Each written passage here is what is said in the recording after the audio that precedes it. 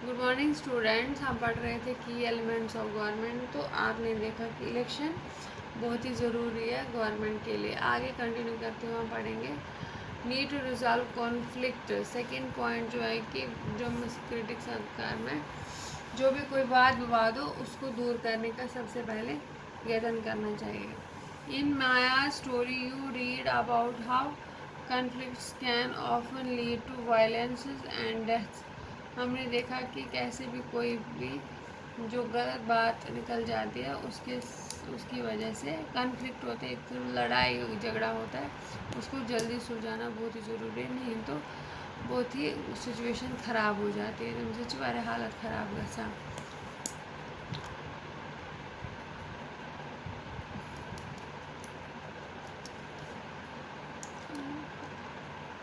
Conflicts occur when people of different cultures, religions or economic backgrounds do not get along with each other।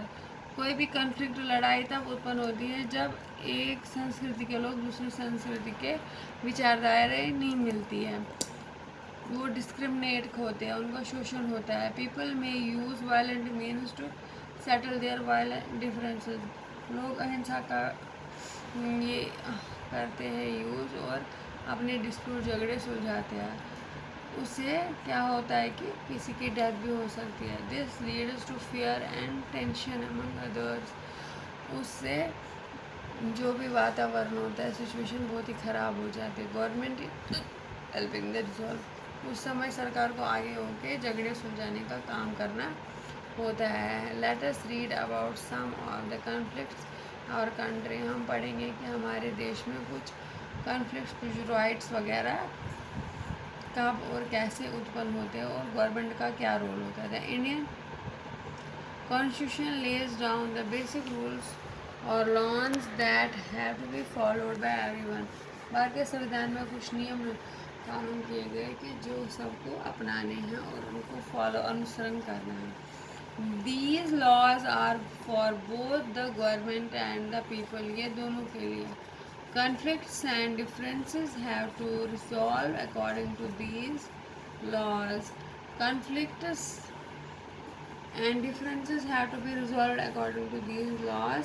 और इन कानून और नियमों के द्वारा जो भी लड़ाई झगड़ा है उसको सुलझाया जा सकता है। We will read more about in the later classes. हमें आगे चल के और पढ़ेंगे।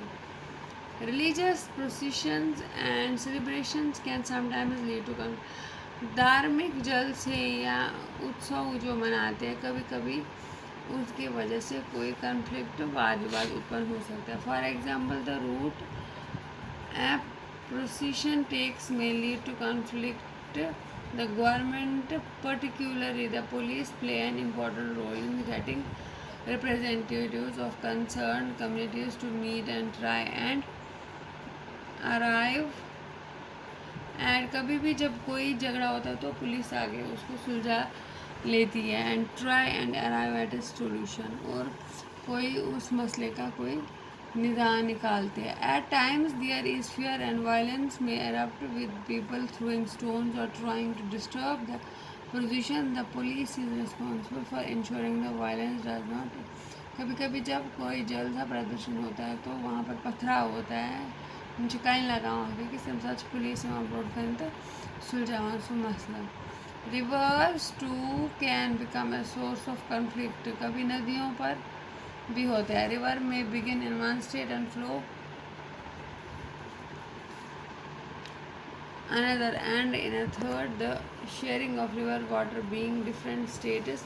नदियों के पानी पर कभी लड़ाई होती है, उसकी शेयरिंग पे become the you may have heard about the Kaveri water dispute between Karnataka and Tamil Nadu. आपने कभी सुना होगा कावेरी नदी के पानी पर जो भी ये झगड़ा उत्पन्न होता है तमिलनाडु और कर्नाटक का भी। The water stored in the Krishna Raj Sagar dam in used for irrigating a number of districts and for meeting the needs of city of Bangalore।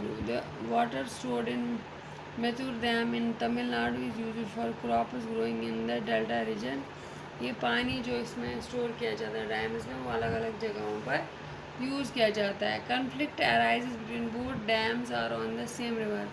तो तब वहाँ पर क्या कन्फ्लिक्ट, क्या झगड़ा उत्पन्न हुआ कि ये एक ही रिवर पे बनाए गए हैं। The down stream dam in Tamil Nadu can only be filled up if the water is released. और ये डैम तमिलनाडु वाला तभी भरा जाता है अगर पानी को छोड़ा जा सकता है, और लोकेटेड इन कर्नाटका द्वारा।